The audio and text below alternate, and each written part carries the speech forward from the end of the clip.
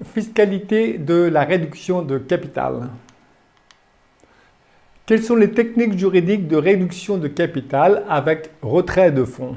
On dit cash out, j'aime pas beaucoup ce terme, mais avec retrait de liquidité ou voire retrait de titres. Trois modalités de réduction de capital. La réduction de la valeur nominale des titres et le remboursement de la somme correspondante. Et on verra que en termes de fiscalité, on va avoir une distinction de deux parties, celle qui consiste à rembourser les apports qui est gratuit et l'autre partie sera imposée comme dividende. Deuxième technique, l'annulation d'un certain nombre de titres et là encore le remboursement mais intégral de la valeur nominale. Même fiscalité que la technique précédente, à savoir le remboursement des apports non fiscalisés et les primes d'émission, et comme les primes d'émission non fiscalisées d'ailleurs, et le solde, imposition comme un dividende. La troisième technique, le rachat par la société de ses propres titres en vue de les annuler après autodétention, c'est cette technique-là qui conduit à l'impôt sur la plus-value. Donc quand on dit tiens, une réduction de capital c'est plus intéressant que la distribution d'un dividende, parce que la distinction, c'est est-ce qu'on préfère l'impôt sur la plus-value ou l'impôt sur le revenu des capitaux des valeurs mobilières? Bien oui, on pourra éventuellement revendiquer l'impôt sur la plus-value, mais uniquement dans cette troisième technique de réduction de capital qui consiste pour la société à racheter ses propres titres. Sinon, non, ce n'est pas l'impôt sur la plus-value. Le Code de commerce prévoit des dispositions spécifiques pour le rachat des titres, dispositions générales avec plusieurs procédures. On s'intéresse simplement à la première procédure, le rachat avec annulation des titres réalisés en vue d'une réduction de capital non motivée par les pertes. Et puis, on a également des situations spéciales de rachat, notamment qui visent spécifiquement la SAS. Les statuts d'une SAS peuvent librement prévoir les modalités de rachat, préciser que les rachats d'actions et préciser les modalités du prix de rachat des actions, avec même la possibilité de prévoir une prime de rachat. Pas gentil pour les autres actionnaires. On a aussi le rachat d'actions d'une catégorie de préférence, il vaut mieux le prévoir également, l'annulation d'actions irrégulièrement détenues et l'attribution d'un bien à un associé. Fiscalité de la réduction de capital, donc on va voir les trois principaux procédés, soit la diminution de la valeur nominale sans remboursement, auquel cas il n'y a pas de fiscalité. Les droits d'enregistrement sont dus, mais on verra que les droits d'enregistrement sont gratuits. La réduction avec attribution de fonds sociaux, donc on verra la présentation du rachat, l'imposition, les droits d'enregistrement. Et y a-t-il risque de l'abus de droit fiscal à préférer une réduction de capital par rachat par la société de ses propres titres ou plutôt qu'un dividende? Et on verra qu'il y a des textes qui, oui, conduisent et des comportements qui conduisent à la qualification en abus de droit fiscal et d'autres non. Et enfin, sans rachat par la société, et là on a vu que avec remboursement d'apport et des primes d'émission non fiscalisées pour le sol, fiscalisées comme un dividende. Et on s'attachera à distinguer la qualité d'associé, le régime fiscal de l'associé est-il à l'IS ou à l'IR. Synthèse de la fiscalité de la réduction de capital non motivée par des pertes. Donc on a vu sans remboursement, pas de fiscalité. Réduction avec attribution d'espèces ou de fonds sociaux, deux possibilités, avec rachat, impôt sur la plus-value, sans rachat, simple remboursement, le remboursement des apports en capital, le remboursement des primes d'émission non fiscalisées, et pour le sol, fiscalisé comme un revenu distribué. Diminution de la valeur de capital, de la valeur nominale sans remboursement, pas de fiscalité. Les opérations visées.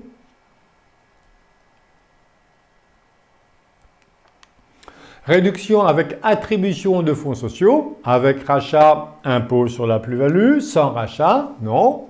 Non, pas d'imposition pour le remboursement des apports et des primes d'émission. Oui, fiscalité en tant que dividende distribué pour le solde. Et la distribution est présumée intervenir en premier pour l'imposition.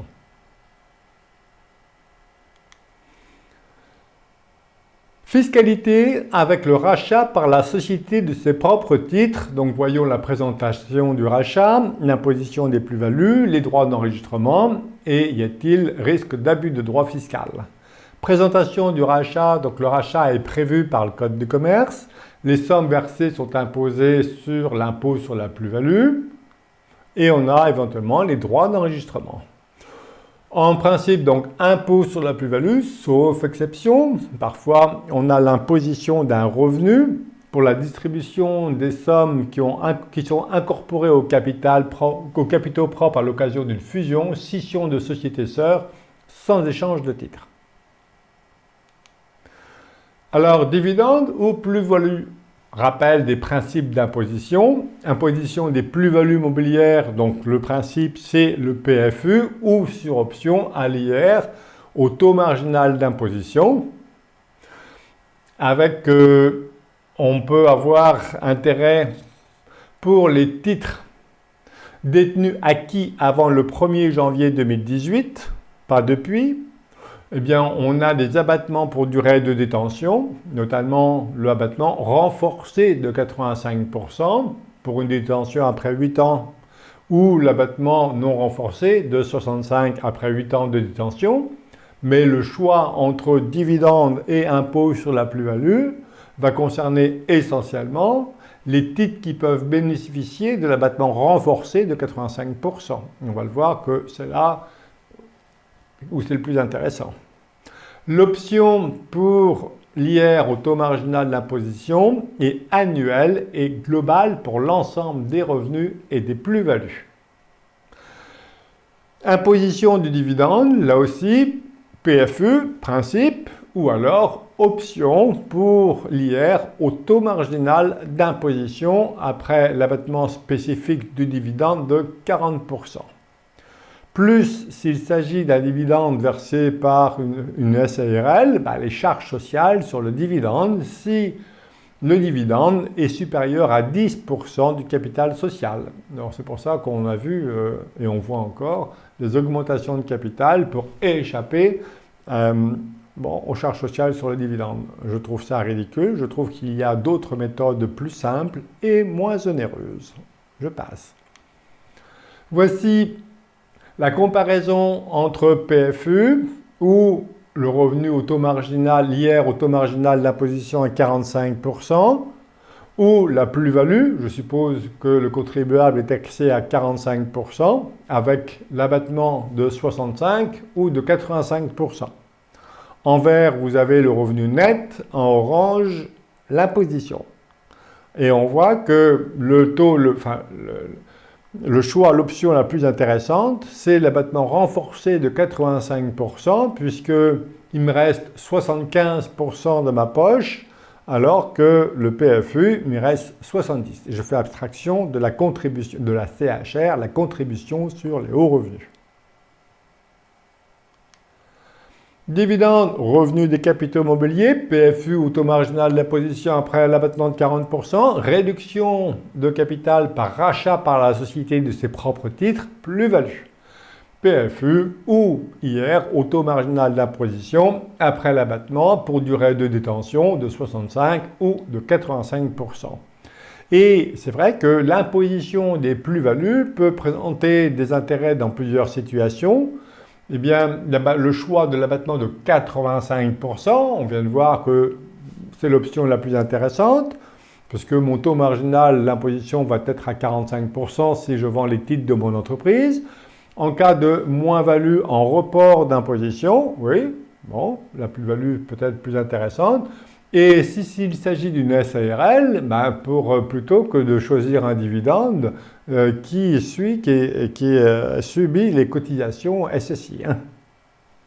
Et on verra s'il y a abus de droit fiscal, de préférer un rachat qu'un dividende.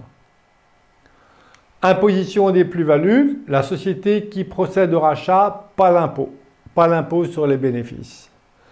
On va voir la fiscalité du résident et rapidement celle du non-résident, personne physique ou personne morale. La société qui procède au rachat, pas d'impôt sur les sociétés. Que la valeur de rachat soit inférieure ou supérieure à la valeur réelle des titres, non, les sommes versées par la société ne peuvent pas être considérées comme une charge. Et d'ailleurs, les intérêts de l'emprunt contracté par la société pour financer le rachat de ses propres titres est en principe déductible de ce résultat dès lors que le rachat est fait dans l'intérêt de la société.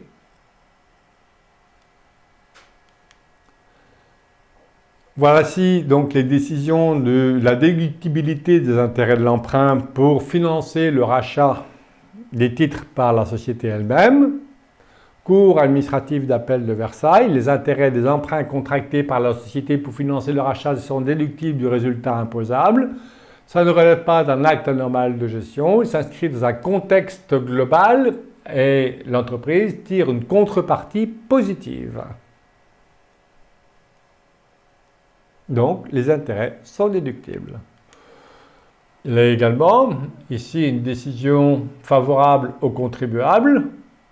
Le rachat de ses propres titres par une société suivi de la réduction de capital ne saurait à elle seule faire obstacle à la déduction des intérêts des emprunts contractés pour financer ce rachat. Sauf bien sûr si l'entreprise devient sous-capitalisée. Là, on peut avoir le risque de l'abus de droit fiscal. Sous-capitalisée et qu'elle dépose, évidemment. Fiscalité du résident, personne physique, personne morale. Pour l'associé personne physique, les sommes attribuées qui présentent le caractère de remboursement d'apport et de prime d'émission ne sont pas imposées. Le surplus est imposable en tant que plus-value. Plus-value, quelle que soit la nature du rachat. Régime des plus-values applicables pour les plus-values dites professionnelles, les plus-values mobilières des particuliers, ici ça nous intéresse plus particulièrement, voire les plus-values immobilières également des particuliers, s'il s'agit notamment du rachat de titres d'une société civile à prépondérance immobilière. Exception, non-imposition pour certaines opérations de structuration et attribution de titres, fusion, scission et apport partiel d'actifs.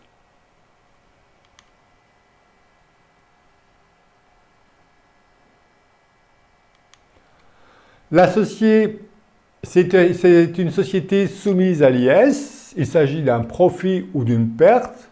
Si le prix de rachat est supérieur à la valeur nominale au comptable, il s'agit d'un profit taxable, puisqu'il s'agit d'une société à l'IS. Le profit est taxable à l'IS, sauf si on a le bénéfice du régime des titres de participation, dès lors que la mère détient au moins 5% des droits de vote de la fille. Eh bien, le régime mère-fille entraîne une quote-part de frais et charges de 12%. Mais attention, s'il s'agit d'une cession de titres de participation et les moins-values, la moins-value n'est pas déductible du résultat. Le régime de droit commun peut être plus intéressant. Si l'associé est assujetti au BIC, eh bien, il s'agit du régime des plus-values professionnelles, plus-value court terme, plus-value long terme.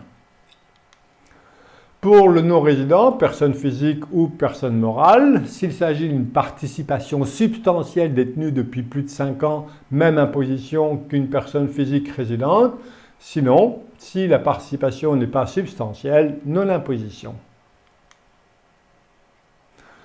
Je vous propose quelques exemples ici. Donc, selon le régime fiscal de l'associé, je prends un capital social de 2 millions divisé en 1000 actions, prime d'émission 100 000 en cas de retrait d'un imposable, prime de fusion 150, réserve 250 000, capitaux propres 2,5 millions.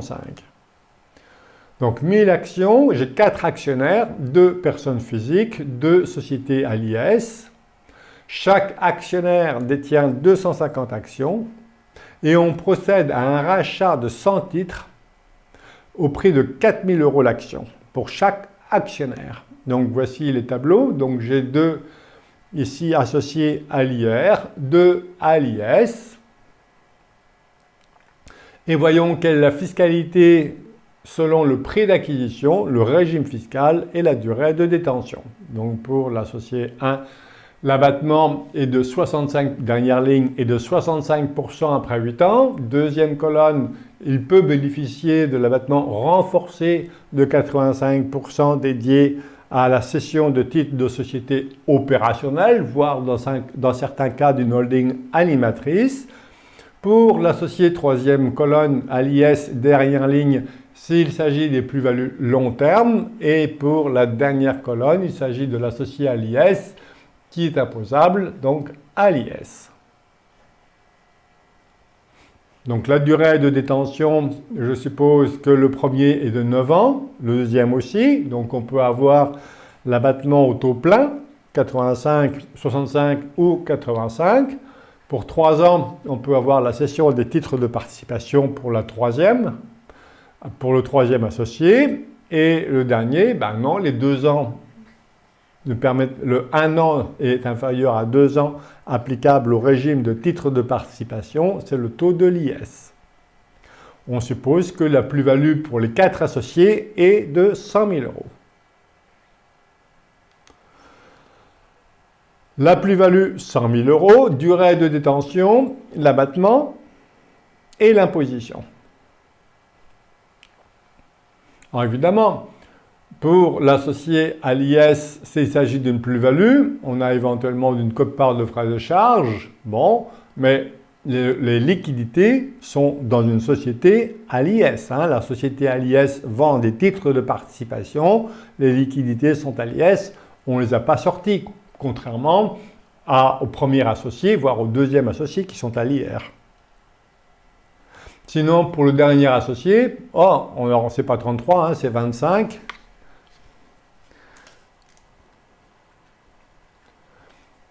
Et puis après, il faut sortir les liquidités de la société par une distribution éventuellement de dividendes. Bon. Plus-value, et ici vous avez le détail du calcul pour l'associé personne physique 1 et 2 avec l'abattement de 65 et l'abattement de 85%. Réduction, quand il y a réduction du capital, réduction du nombre d'actions ou réduction de la valeur nominale, bien souvent, il faut faire attention parce que si on procède à une réduction du nombre d'actions, alors c'est plus facile, parce que sinon, si on fait une réduction de la valeur nominale, il va falloir, il y a des formalismes plus forts, mais faire attention, si on fait disparaître des actions alors qu'elles sont soumises à engagement de conservation du trail notamment, eh bien, le pacte, les conditions pour le bénéfice de l'abattement de 75% de la base taxable droit de mutation à titre gratuit n'est plus respecté. Donc, souvent, attention. Et puis également, pour le délai de détention, si je garde des titres, je garde l'antériorité de la possession. S'il y a un abattement, notamment pour durée de détention, c'est plus intéressant que si je fais disparaître les titres parce qu'en cas d'acquisition, je ne peux plus bénéficier d'une durée de détention. Il faut voir.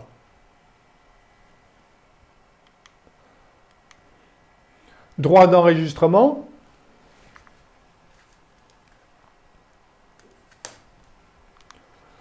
Donc le droit d'enregistrement, le droit fixe qui est gratuit si les deux opérations, et l'une de rachat et l'autre de réduction, sont dans le même acte. Sinon, on aura le droit de vente. Et il n'y a pas de droit de partage. Alors, droit de vente, droit d'enregistrement, 1% pour 3% pour les parts sociales avec l'abattement de 23 000 euros. Et puis 5% si la société est à prépondérance immobilière. Mais il n'y a pas de droit de partage.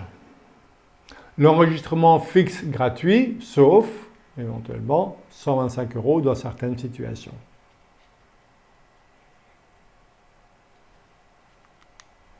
Voilà, donc en principe c'est gratuit, mais il peut y avoir un droit proportionnel applicable en cas de vente pour les opérations assimilées à des cessions. Et notamment, on a vu s'il y avait 2 actes distincts.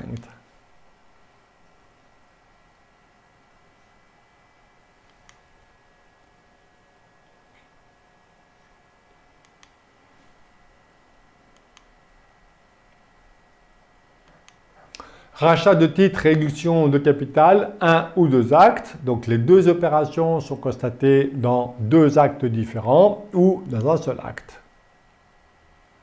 Et le droit d'enregistrement est de non pas 1% comme je l'ai indiqué précédemment, mais de 0,1% pour les actions.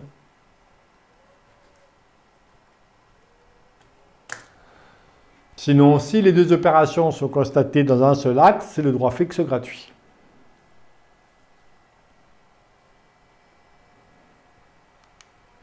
Droit d'enregistrement sur cession de titres, le rachat des parts aux héritiers non agréés, il n'y a pas de droit d'enregistrement.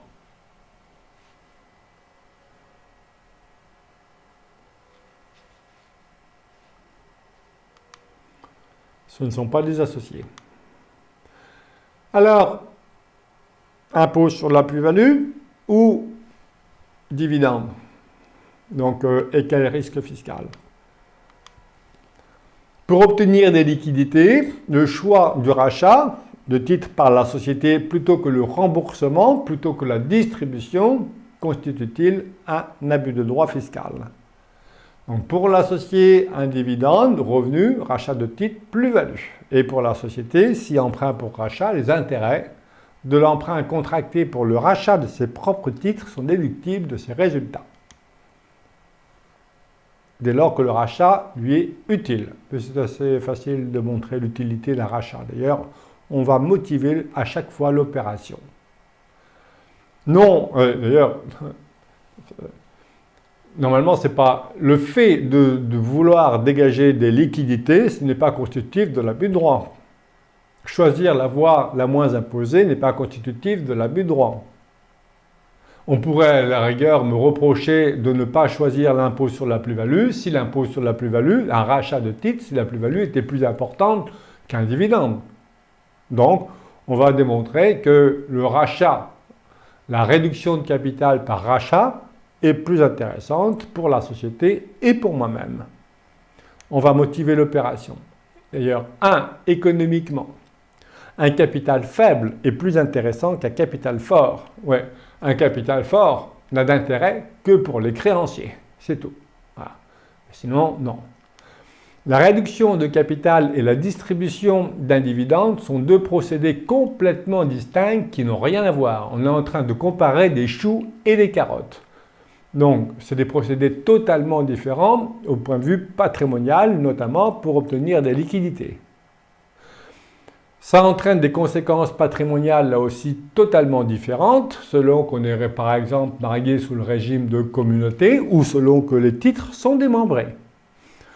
Et un rachat des actions, eh bien, entraîne une diminution du risque par l'actionnaire. Évidemment, il y en a moins. Et on verra quelle est la position de la jurisprudence et du comité d'abus de droit fiscal concernant le rachat par la société de ses propres titres au lieu de la distribution d'un dividende. Alors voilà, la limite, c'est le choix d'un capital social trop faible. La sous-capitalisation pourrait être constitutif d'une faute de gestion. Oui, bien sûr. Mais vous voyez que la jurisprudence date quand même de 1996. Il faut que la société opérationnelle puisse poursuivre son activité sereinement. Donc, premier argument, un capital faible est plus intéressant qu'un capital fort. C'est une fausse croyance de dire un capital fort, c'est mieux. Non, ça n'a pas de sens. Sauf pour les créanciers, sauf éventuellement à l'égard des tiers, ou bon, pour augmenter la capacité d'endettement.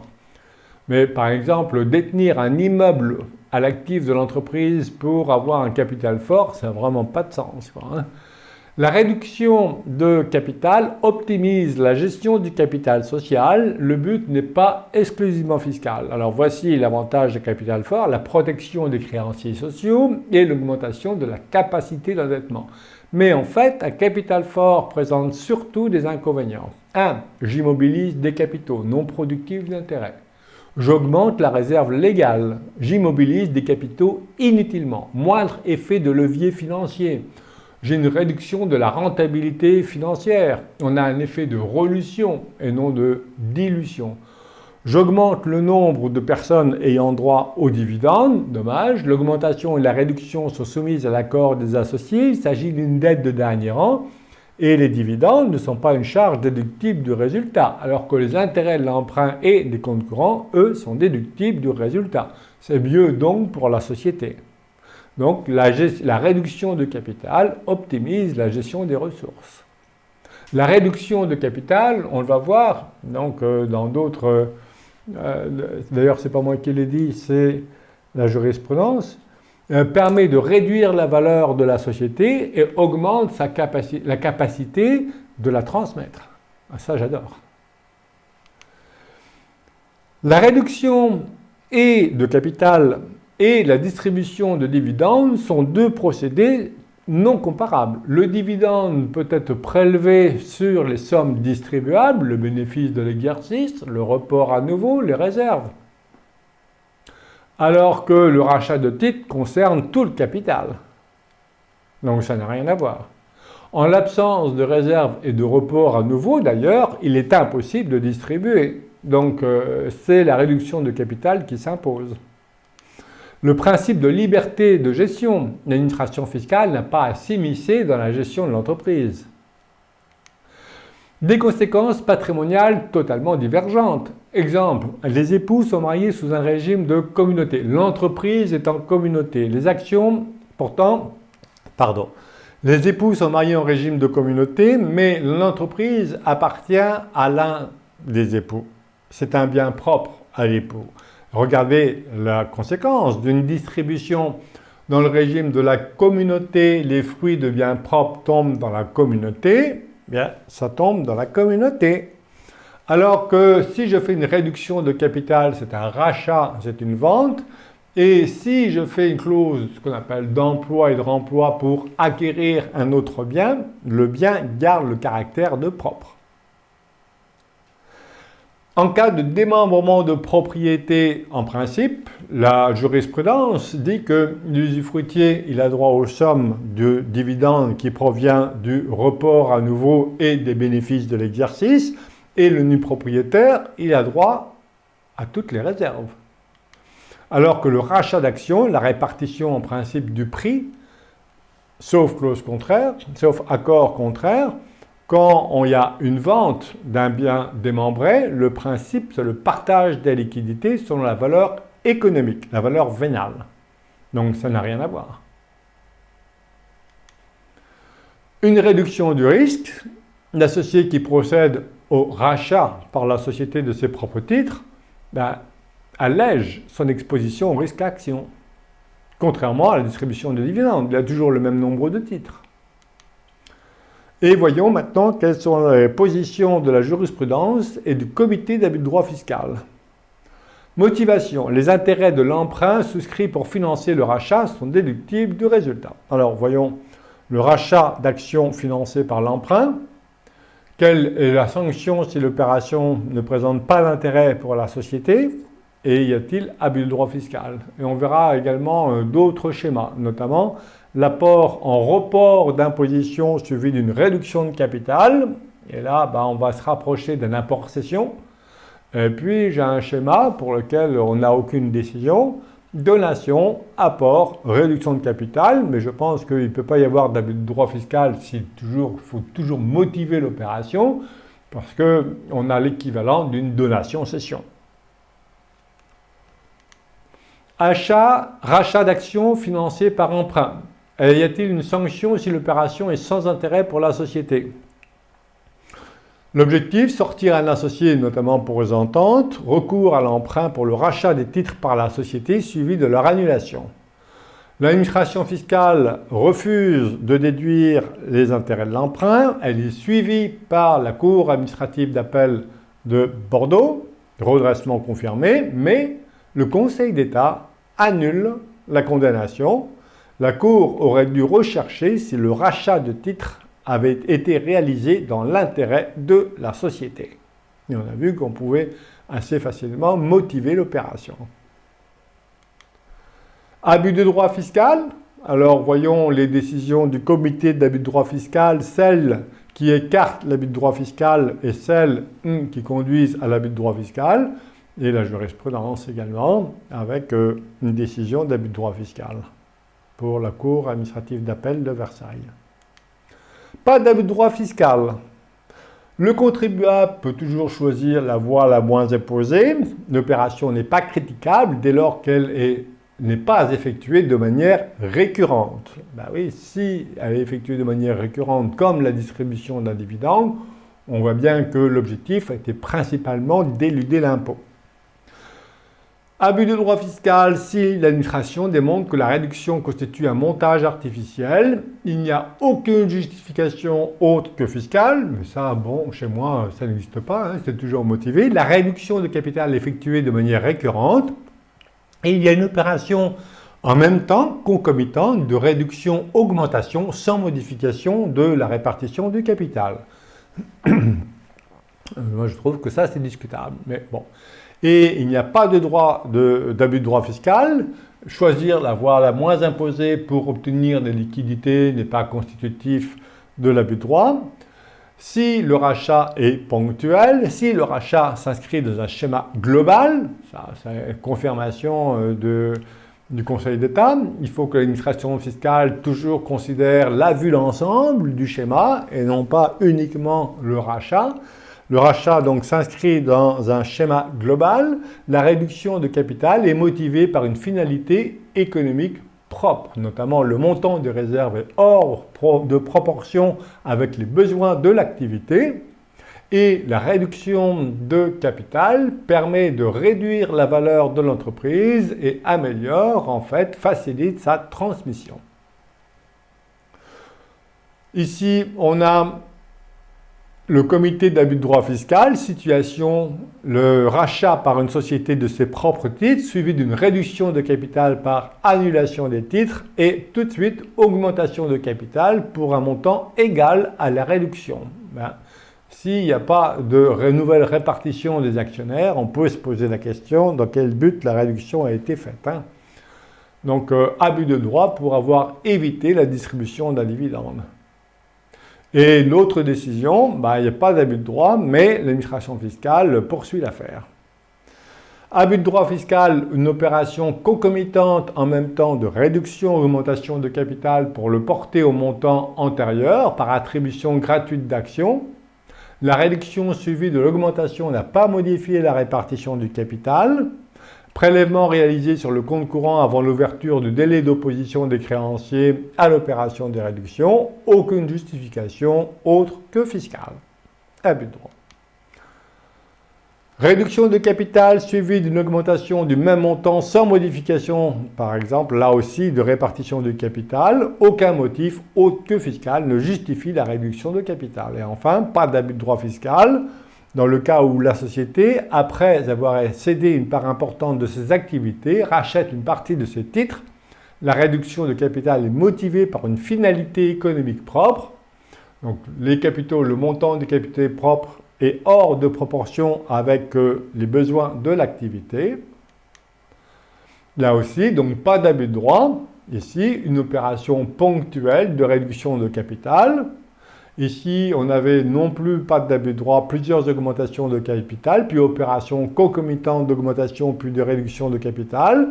Mais voilà, ça a permis de réduire la valeur de la société et donc de faciliter sa transmission. Et le schéma s'inscrit dans un schéma global. Voilà. Et il y a vraiment une finalité économique propre. Là encore, pas d'abus de droit, une SAS cède la quasi-totalité de sa clientèle, le cédant prend l'engagement de partir à la retraite dans 2 ans, la société procède à une réduction de capital par rachat de ses titres avec une attribution de fonds sociaux. Pas d'abus de droit non plus ici dans cette affaire, réduction ponctuelle, là encore, un montant de réserve excessif par rapport aux besoins de l'exploitation, et l'administration fiscale poursuit l'affaire. Bonne chance.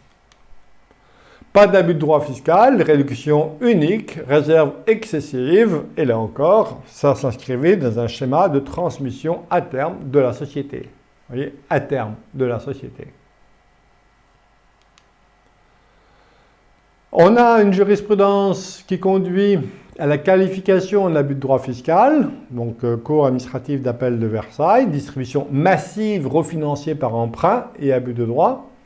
Il s'agit d'une société française, filiale d'actionnaires étrangers, et ça a permis d'échapper à une imposition. Si le but était d'échapper à une imposition, l'opération a permis à la société de déduire des intérêts, alors que ces mêmes intérêts étaient par ailleurs exonérés dans le pays de l'actionnaire.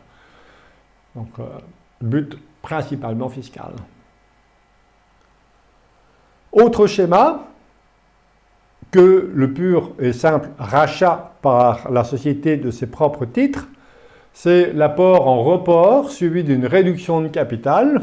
Et on va voir qu'on se situe, la décision, on se situe comme un report, comme un apport-cession, et une donation, apport, suivi d'une réduction de capital. Donc on n'a pas encore de texte, mais je pense qu'on est dans la position équivalente à une opération de donation-cession. Et il ne faut pas qu'il y ait bien sûr réappropriation. Donc apport en report, réduction de capital par rachat, y a-t-il abus de droit fiscal? Donc ici, une décision du Conseil d'État. Il n'y a pas d'abus de droit si jamais les apports en report d'imposition et les liquidités obtenues suite à la réduction de capital par rachat des propres titres est utilisés dans des investissements économiques tels qu'on peut le voir et qu'on l'a vu précédemment pour le report d'imposition. Il y a abus de droit si les liquidités servent à investir dans un patrimoine privé.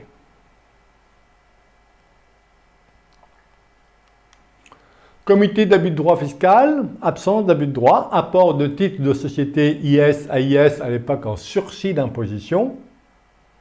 C'est pas à l'époque, c'était en sursis d'imposition parce qu'il n'y avait pas de contrôle de la holding. Réduction de capital non motivée par les pertes de la holding par diminution de la valeur nominale du titre. Quand il y a une réduction de la valeur nominale du titre, on ne sait pas la fiscalité de l'impôt sur la plus-value.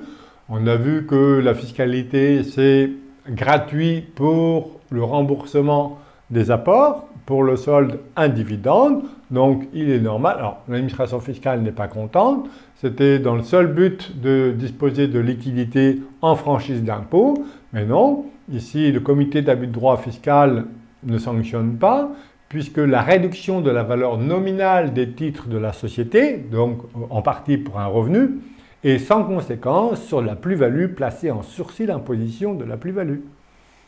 Ah oui, enfin quoi. Transmettre et attribuer des liquidités, donc c'est un cas que je vous soumets, et ici on n'a pas encore de décision, donc on est dans donation, apport, réduction de capital, mais on va se retrouver fiscalement dans une situation équivalente à celle de la donation-cession. Donc je donne les titres de ma société à mes enfants, les enfants apportent l'entreprise F à la holding en report d'imposition, mais on n'a même pas la peine du report d'imposition puisque la donation antérieure a effacé la plus-value. Donc on a droit de mutation à titre gratuit, DMTG. On n'a pas d'IPV au niveau de l'apport. Mais si H vend F, il y a la trésorerie dans H. Et si H procède à une réduction de capital, vous voyez, je ne le fais pas emprunter, elle a des liquidités. Et si H, à ce moment-là, procède à une réduction de ce capital par rachat de ses propres titres, on a l'impôt sur la plus-value, éventuellement. Mais bon, voilà. La donation efface la plus-value, non? Si j'avais fait une donation-cession. Et là, il faut bien que, vous voyez bien que le rachat, il a lieu au profit des donataires et non pas du donateur. Si le rachat avait lieu au profit du donateur, il y aurait réappropriation et donc abus de droit fiscal. Mais ici, vraiment, je pense qu'il n'y a pas de risque. Et donc, il y a des schémas ici qui peuvent être intéressants si les associés ne sont pas forcément des personnes physiques. Je passe. Et enfin, sans rachat avec remboursement d'apport, donc on a vu la diminution de la valeur nominale sans remboursement, pas de fiscalité. La réduction avec attribution de fonds sociaux, avec rachat par la société de ses propres titres, impôt sur la plus-value.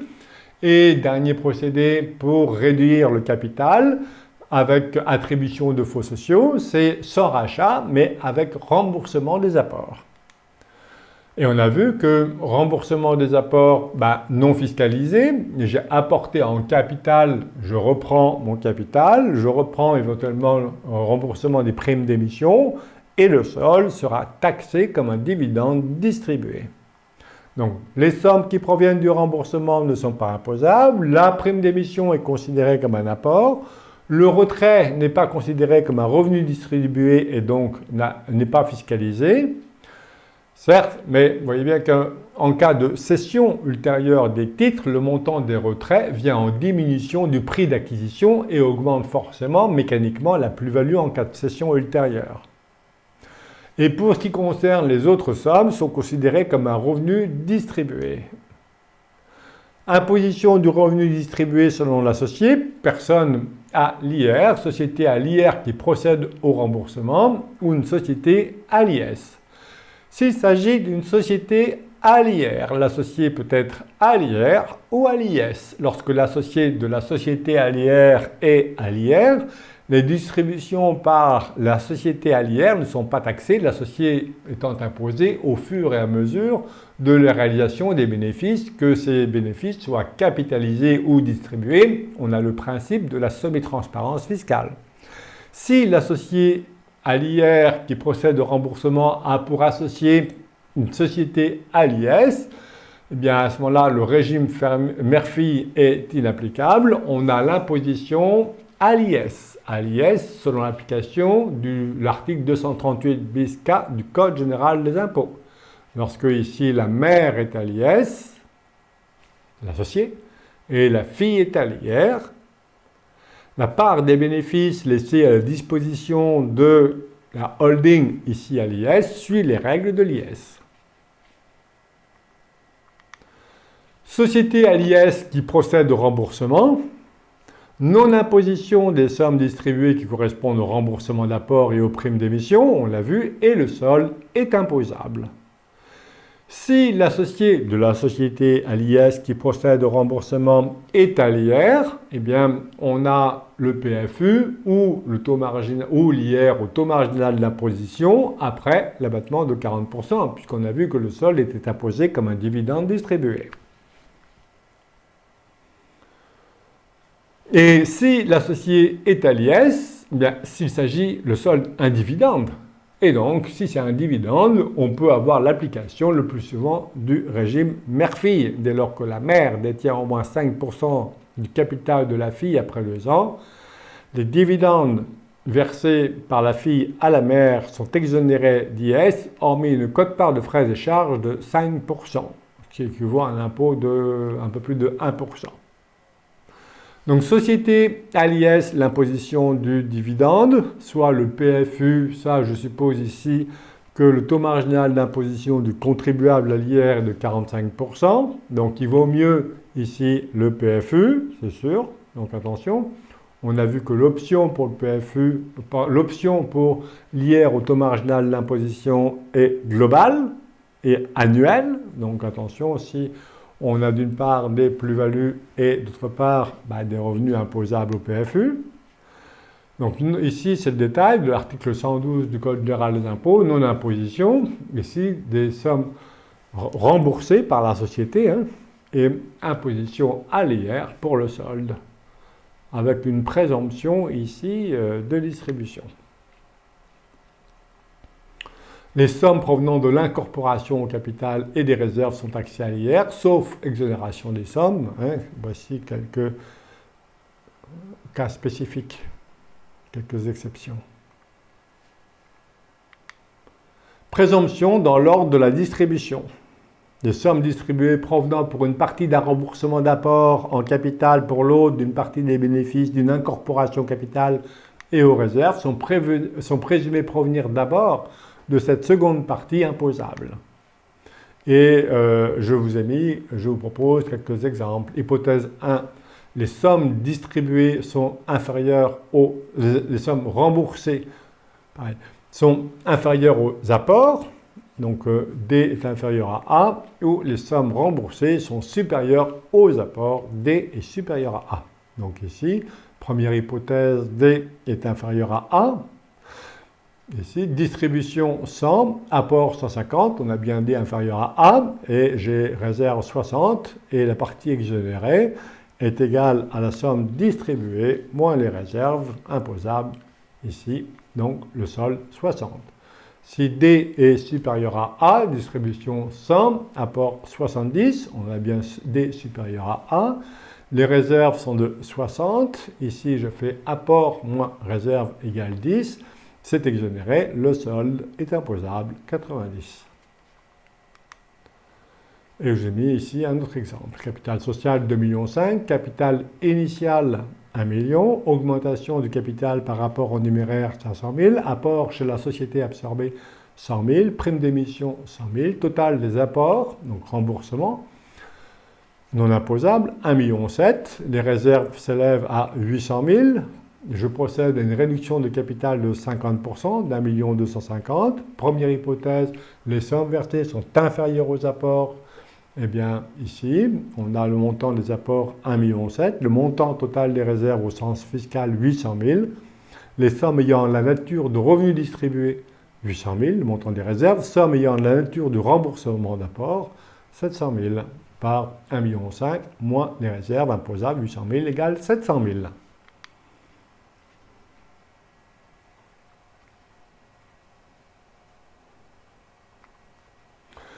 Et on peut faire l'hypothèse de les sommes remboursées sont supérieures aux apports.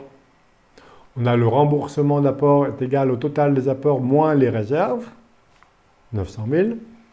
Revenus distribués imposables à l'IR, somme remboursée moins le remboursement d'apport, 1,1 million. On termine par un apport à la société en sursis d'imposition, puis attribution des fonds par réduction de capital, fiscalité. Donc ici, situation, une personne à l'IR apporte une société à une société A1, puis apporte une société 1 à la société A2 et elle procède à une réduction de capital avec attribution des fonds sociaux. Distribution non imposable, remboursement des apports. Distribution imposable pour le solde. Décision. Pour le calcul de la partie remboursement d'apport non imposable, il faut retenir les apports réalisés au profit de la société apportée et non les apports réalisés en sursis d'imposition. L'apport de titre placé en sursis d'imposition est une simple opération intercalaire qui n'a pas d'effet sur le montant de la plus-value. On a vu précédemment une autre situation du même genre. Merci.